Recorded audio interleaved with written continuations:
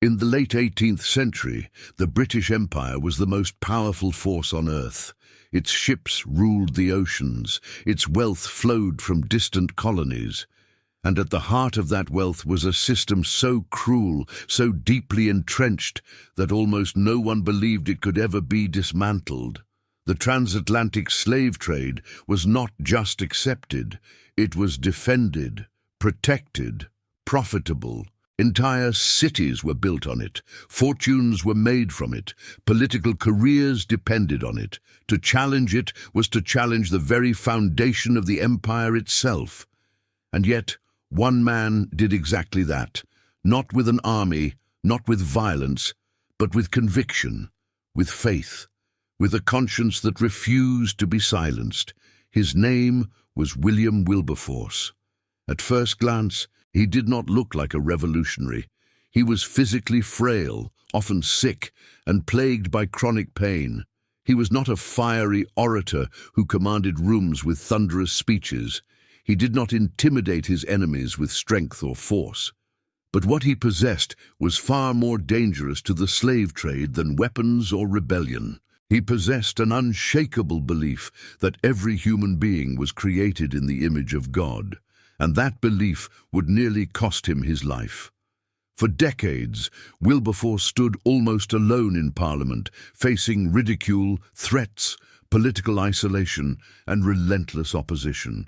He was mocked as naive, dismissed as unrealistic, accused of trying to destroy Britain's economy. Some warned him that if he continued, he would ruin himself completely, and in many ways, they were right. The stress broke his health. The burden exhausted his body. The weight of the fight pressed down on him year after year, until even his closest friends feared he would not survive it. But Wilberforce could not walk away, because to him this was not politics. It was obedience. It was faith in action. It was the conviction that following Christ demanded more than private belief. It demanded public courage, even when the cost was unbearable. To understand how one man could confront an entire empire, we must go back to the beginning, to a young man who, at first, had no intention of changing the world at all. William Wilberforce was born in 1759 in the port city of Hull, England. From an early age, he was surrounded by wealth and privilege. His family was prosperous, and his future seemed secure.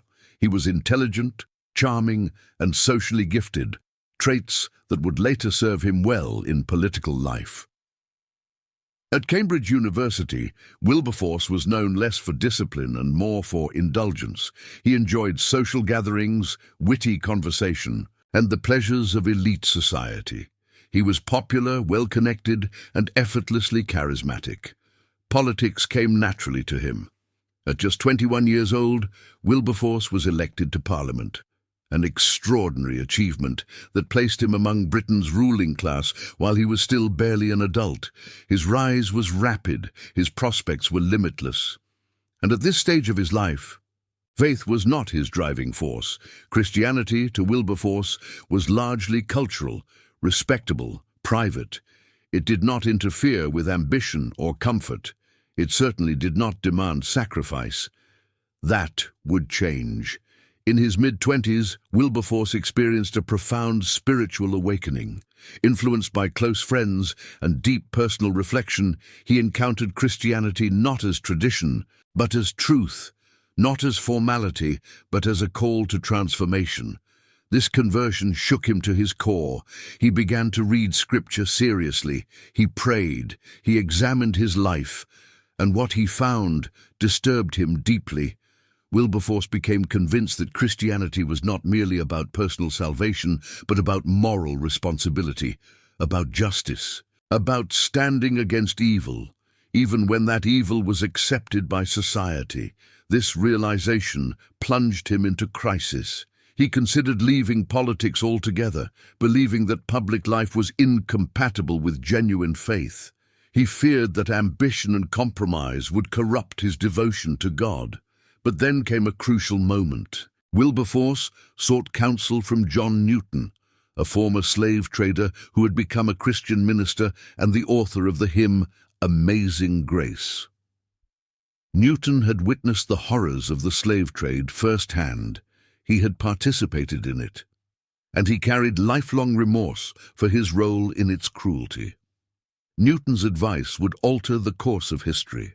Rather than urging Wilberforce to withdraw from politics, Newton challenged him to remain, to use his position not for self-advancement but for God's purposes, to see his influence as a calling, not a temptation.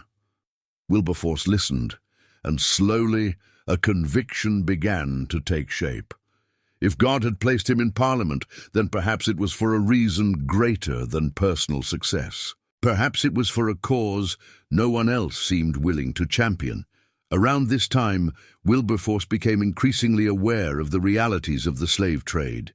He listened to testimonies, read reports, studied evidence that described conditions so brutal they were almost unimaginable. Men, women, and children were captured, chained, and packed into ships like cargo. Many died before ever reaching land. Those who survived were sold, abused, and forced into lifelong bondage. And all of it was legal. All of it was defended by respected leaders. All of it was justified in the name of profit. For Wilberforce, this knowledge became unbearable. He wrote in his journal that God had set before him two great objectives: the suppression of the slave trade and the reformation of society's morals. These were not political talking points, they were moral imperatives. And so, in 1787, Wilberforce committed himself to a cause that would define the rest of his life. He would end the slave trade. What he did not yet fully understand was the cost. The opposition was immediate and fierce. Powerful merchants, ship owners, and investors had everything to lose. Many members of Parliament were directly or indirectly enriched by the trade. Others feared that abolishing it would weaken Britain's global dominance. Wilberforce was accused of exaggeration, of emotionalism, of religious fanaticism. Some suggested he was mentally unwell. Others warned him privately that he was making dangerous enemies. But Wilberforce pressed on. He gathered evidence meticulously. He collaborated with abolitionists, former slaves, and reformers. He presented facts with calm precision, refusing to be dismissed as merely sentimental. Year after year, he introduced bills to abolish the slave trade. Year after year, they failed. Each defeat took a toll. Wilberforce's health deteriorated. He suffered from severe exhaustion, digestive illness, and chronic weakness. At times he could barely stand. Friends begged him to rest. Doctors warned him that his body could not sustain the strain. Yet he continued.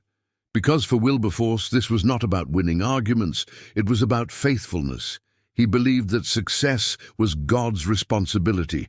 Obedience was his. And so, despite the ridicule, the losses, and the physical collapse that threatened to consume him, Wilberforce refused to abandon the fight. As the years passed, the pressure only increased.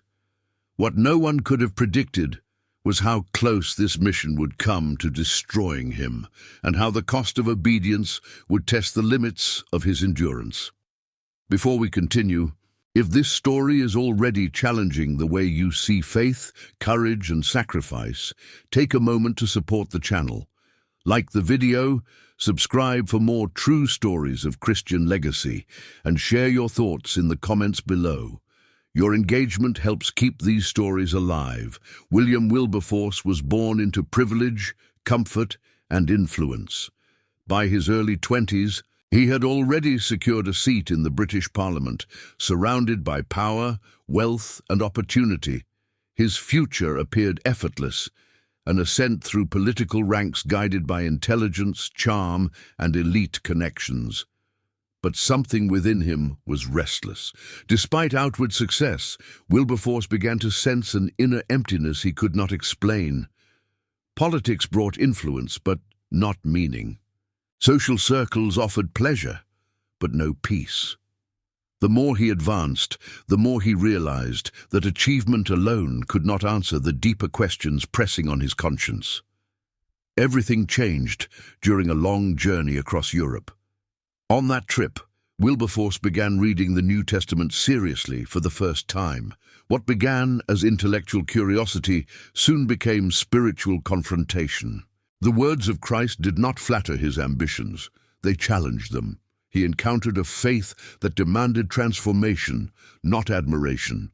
Wilberforce experienced a profound Christian conversion. For months afterward, he wrestled with what this new faith meant for his life. He considered abandoning politics entirely, believing that true devotion required withdrawal from public power. Faith, he assumed, belonged in private spaces, far from parliament and policy. But that belief would not last. Through counsel from trusted Christian friends, Wilberforce came to a revolutionary realization. Faith was not meant to remove him from the world, but to send him deeper into it. Christianity was not an escape from responsibility. It was a call to engage it. And soon, that calling took shape. As Wilberforce looked more honestly at the British Empire, he could no longer ignore the moral contradiction at its core. Britain presented itself as a civilized Christian nation, yet its economy was deeply entangled with the transatlantic slave trade. Ships carried human beings across oceans in brutal conditions, treating lives as cargo, suffering as profit. This was not hidden information. Many knew, few cared. For years, slavery had been justified as necessary, profitable or inevitable. It fueled industries, enriched ports, and strengthened imperial power. Questioning it meant threatening economic stability and national identity. Wilberforce could have remained silent. Silence would have preserved his career, his health, and his social standing. But his faith would not allow him to look away. The teachings of Christ had made indifference impossible. If every human being bore the image of God, then slavery was not merely unfortunate, it was evil. In 1787, Wilberforce committed himself to a cause that would define the rest of his life, the abolition of the slave trade. This decision marked the beginning of decades of resistance. Almost immediately, he faced opposition from powerful interests, merchants, shipowners, politicians, and entire industries whose wealth depended on human bondage. They dismissed him as naive, unrealistic, or dangerously idealistic. Some attacked his faith openly, mocking his moral convictions as weakness. Others questioned his sanity. Parliament became a battlefield. Each time Wilberforce introduced legislation to abolish the slave trade, it was defeated. Again and again, votes failed, promises dissolved. Support vanished when pressure mounted. Years passed. The cost was not only political, it was physical. Wilberforce's health deteriorated under constant stress. He suffered from chronic illness, exhaustion, and pain that left him frail and often bedridden. Doctors warned him that continuing this fight might shorten his life. Friends urged him to step back to protect himself, but Wilberforce believed obedience mattered more than outcomes. He refused to measure success by immediate results. His faith taught him that righteousness was not validated by speed, but by faithfulness. Even when victory seemed impossible, he pressed on. What sustained him was not optimism, but conviction. Wilberforce understood that moral progress often moves slowly, resisted at every step by comfort and self-interest. Yet he believed that truth, once spoken, could not be permanently silenced. Even if he did not live to see change, he was determined to stand on the right side of history, and more importantly, on the right side of conscience. He gathered evidence. He listened to testimonies of former slaves and sailors. He exposed the brutality of the trade in graphic parliamentary speeches that shattered polite illusions. He forced the nation to confront what it had long ignored, and in doing so, he became a target. Wilberforce was ridiculed in newspapers, accused of exaggeration, and portrayed as a fanatic who threatened Britain's prosperity. His motives were questioned relentlessly. Some claimed he sought moral superiority. Others suggested he was destabilizing the nation. But Wilberforce did not argue from pride. He argued from faith. He believed that a society built on injustice could never truly flourish. That economic strength purchased through cruelty was ultimately hollow. That Christianity, if genuine, demanded alignment between belief and action. His persistence began to change the conversation. While abolition continued to fail in Parliament, public awareness grew. The moral case against slavery spread beyond political halls into churches, homes, and communities. Ordinary citizens began to question what had once been accepted. Still, the victories did not come quickly. Each defeat tested Wilberforce's resolve. Each year without progress tempted despair, yet he refused to surrender to cynicism. He believed that perseverance itself was a form of obedience. He was not fighting for recognition. He was fighting because he believed God cared about justice. Wilberforce's life during these years was marked by tension between physical weakness and spiritual strength, between political isolation and moral clarity. The cost of his calling was relentless, but so was his faith. He once wrote that God had set before him two great objects, the suppression of the slave trade and the reformation of manners. To him, personal morality and public justice were inseparable. A transformed heart should lead to a transformed society. And so, he continued, against mockery, against illness, against overwhelming odds. What Wilberforce did not yet know was that history was slowly bending. The tide had begun to turn, not because power had changed its mind, but because conscience had been awakened. And the cost of that awakening was being paid, day after day, by a man whose faith refused to look away. The battle against the slave trade was no longer an abstract moral argument for William Wilberforce. It had become deeply personal, exhausting, and costly. By the early 1790s, his health was already deteriorating. Chronic pain, severe fatigue, and recurring illness followed him relentlessly. Many days, simply standing in Parliament required enormous effort. Yet the pressure did not come only from his body, it came from powerful enemies who were determined to silence him. Wilberforce had challenged an economic system that enriched ports, merchants, ship owners, and politicians across Britain. The slave trade was not a hidden injustice. It was openly defended as necessary for national prosperity. To oppose it was to threaten fortunes and political stability. As Wilberforce pushed harder, resistance hardened. Newspapers mocked him. Colleagues ridiculed his faith. Others warned that he was damaging his own career beyond repair. Privately, he wrestled with discouragement. There were moments when the scale of the evil felt overwhelming. The trade was vast, international, and deeply entrenched. Even when he presented undeniable evidence, eyewitness testimony from sailors, diagrams of slave ships, statistics of death and suffering, Parliament repeatedly refused to act. Each defeat felt heavier than the last. Yet Wilberforce was not fighting alone. Around him formed a quiet but determined circle of believers and reformers known as the Clapham Sect. They shared a conviction that faith must transform society, not retreat from it. Together, they prayed, strategized, and supported one another when hope seemed thin. Their work extended beyond abolition into education, prison reform, and care for the poor. But the slave trade remained the central battle. What sustained Wilberforce during these years was not optimism, but obedience. He did not believe success was guaranteed. He believed faithfulness was required. Again and again, he returned to the same conviction.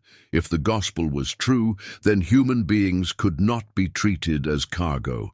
As the years passed, the cost intensified. His body weakened further. Doctors prescribed opium-based medicine to manage pain, which left him fragile and exhausted. Friends urged him to slow down to protect his health, to let younger men take the lead. Even some allies quietly assumed the cause was lost. But Wilberforce could not walk away. Each year he reintroduced the Abolition Bill. Each year he stood before Parliament and forced the nation to look again at the horror it preferred to ignore. His speeches were not fiery performances, but careful, relentless appeals to conscience. He spoke of chains, of children torn from parents, of bodies thrown into the sea. He spoke with restraint, but his words carried moral weight that could not be dismissed.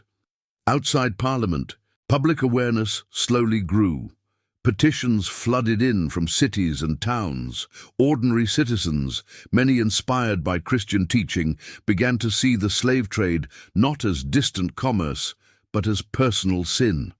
Churches preached against it. Writers condemned it. The moral atmosphere of the nation began, almost imperceptibly, to shift. Still, victory remained distant. The turning point did not come suddenly. It came through endurance. In 1806, after nearly 20 years of defeat, circumstances finally aligned. Political alliances shifted. Public pressure reached new heights. The horrors of the trade were no longer deniable.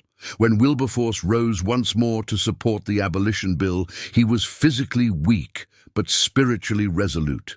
This time, the vote passed. In 1807, the British Parliament officially abolished the transatlantic slave trade. The chamber erupted in applause. Members turned toward Wilberforce, honoring the man who had refused to give up. Overwhelmed, he sat with his head in his hands, weeping. The victory had come, but it had cost him nearly everything, yet even this was not the end. Wilberforce knew that ending the trade did not end slavery itself. Enslaved people remained in bondage throughout the British Empire, and so, despite declining health and advancing age, he continued the fight, this time for full emancipation. Years passed. His strength faded. He eventually retired from Parliament, no longer able to endure the strain. Others carried the cause forward, building upon the foundation he had laid. Wilberforce watched from a distance, praying that God would complete what had been started. In 1833, word reached him that Parliament had finally passed the Slavery Abolition Act, legislation that would free enslaved people throughout the British Empire. 3 days later, William Wilberforce died. He did not live to see the full implementation of the law, but he died knowing that the evil he had spent his life opposing was finally collapsing. His faith had not merely inspired personal piety, it had reshaped history. Wilberforce never considered himself a hero. He saw himself as a servant, called to obedience regardless of outcome. His life stands as a reminder that faith-driven courage often moves slowly, painfully, and at great cost, but it can bend the course of nations. What nearly killed him was not a single moment of danger, but decades of faithful resistance against an injustice the world was willing to tolerate. And yet, because he refused to deny his convictions, millions would one day walk free. By the time the fight against the slave trade entered its most intense phase, William Wilberforce was no longer a young idealist, filled with energy and optimism. His body was worn down by years of illness, chronic pain, and exhaustion. He suffered from severe colitis, recurring fevers, and debilitating weakness that often left him unable to stand, read, or even think clearly. Many mornings, simply getting out of bed felt like a victory. Doctors warned him repeatedly that the pace he was keeping would destroy his health. Friends begged him to step back, to protect what little strength he had left. But Wilberforce believed his life no longer belonged to him. He had come to see his suffering not as an interruption to his calling, but as part of it.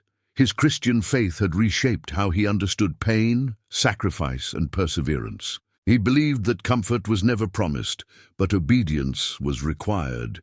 And so, even when his body failed him, his resolve did not. He continued to rise when he could, to write letters when he could not speak, and to influence Parliament even when he could no longer physically attend every debate. Opposition to abolition grew more aggressive as the movement gained traction. Powerful economic interests depended on the slave trade. Wealthy merchants, plantation owners, and politicians launched campaigns to discredit abolitionists.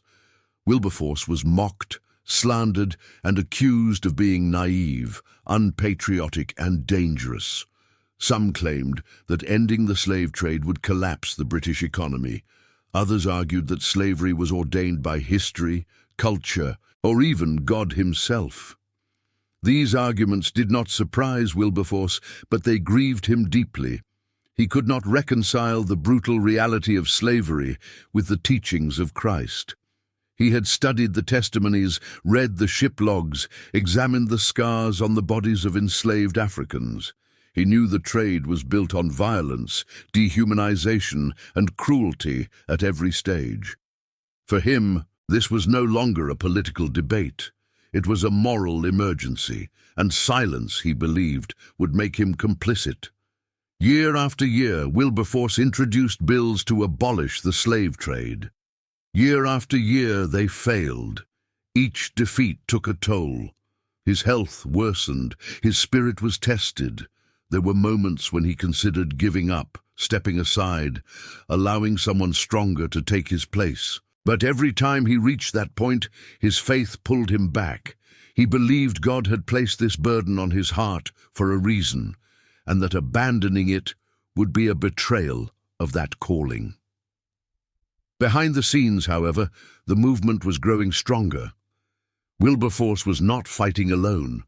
A network of Christian reformers, writers, pastors, and activists, often called the Clapham sect, worked tirelessly alongside him. They used pamphlets, public lectures, and eyewitness accounts to awaken the conscience of the nation. Ordinary citizens began to boycott sugar produced by slave labor. Churches preached sermons condemning the trade. What had once been a fringe cause was becoming a moral awakening. Still, Parliament remained resistant. The strain nearly broke Wilberforce in the early 1800s. At one point, his health declined so severely that many believed he would not survive. He was physically fragile, emotionally drained, and painfully aware that time might run out before victory came. The cost of obedience had become painfully real. His body was paying a price few could see. And yet, something remarkable happened. As Wilberforce weakened, the moral argument he had championed grew stronger. Evidence mounted, public pressure increased. Younger politicians, influenced by his example, began to speak out. The cultural tide was slowly turning. What once seemed impossible was beginning to look inevitable. In 1807, after nearly 20 years of relentless effort, the moment finally arrived. The bill to abolish the British slave trade was brought before Parliament once again. Wilberforce, too ill to lead the debate, sat quietly as others carried forward the arguments he had spent decades shaping. As the votes were counted, the outcome became clear. The bill passed. Overwhelmingly, the slave trade was abolished. When the result was announced, members of Parliament turned toward Wilberforce and erupted in applause. Many wept openly. Wilberforce himself sat in stunned silence, overcome with emotion. The fight that had nearly killed him had finally borne fruit. Millions of lives would be spared the horrors of the trade because one man had refused to abandon his convictions. But this was not the end. Wilberforce knew that abolishing the slave trade did not end slavery itself. Enslaved people were still suffering across the British Empire. And though his health was failing, his conscience would not allow him to rest. He had won a historic victory, but the deeper injustice remained. Even as his strength faded, his purpose did not. In the final years of his life, Wilberforce continued to advocate for the complete abolition of slavery. He could no longer speak with the force he once had, but his legacy spoke for him. He had changed the moral framework of a nation. He had proven that faith-driven perseverance could confront systems that seemed unmovable. Just days before his death in 1833, Wilberforce received the news he had been longing for. Parliament had passed the bill to abolish slavery throughout the British Empire. He died, knowing the work was finished. The cost had nearly killed him, but his faith had changed the world. And in the final part of this story, we will reflect on what Wilberforce's life teaches us today, about courage, obedience, and the quiet power of a faith that refuses to look away from injustice. William Wilberforce's story does not end with legislation, applause, or political victory. It ends with something far deeper: legacy. Not the kind measured by titles or power, but by the lives changed and the conscience awakened because one man refused to separate his faith from his actions. In the years following the abolition of the slave trade, Wilberforce lived quietly, his body frail and his strength limited. The same illnesses that had haunted him for decades never fully released their grip. Yet there was a profound peace in him that those closest could see. He had not accomplished everything alone, and he knew it. But he had been faithful to the task God placed before him. Wilberforce never believed he was extraordinary. He often described himself as weak, flawed, and dependent on God's grace. What set him apart was not physical endurance or political brilliance alone. It was conviction. He believed that faith was never meant to remain private or comfortable. To him, Christianity demanded engagement with the world's deepest injustices. Love for God required love for people, especially the oppressed and forgotten. This belief shaped everything he did. Long before abolition became popular, Wilberforce spoke of what he called his great objects: the suppression of the slave trade and the moral renewal of society. He understood that laws alone could not heal a nation's soul. True change required transformed hearts. That is why he also fought against cruelty, corruption, and exploitation wherever he saw them. His faith compelled him to see every human being as bearing God's image, deserving dignity and protection.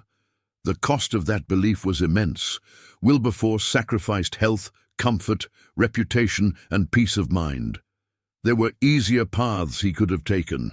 He could have remained silent. He could have enjoyed a successful political career without controversy. He could have chosen self-preservation over obedience. But he believed that when truth is clear, neutrality is not an option. His life poses a quiet but piercing question.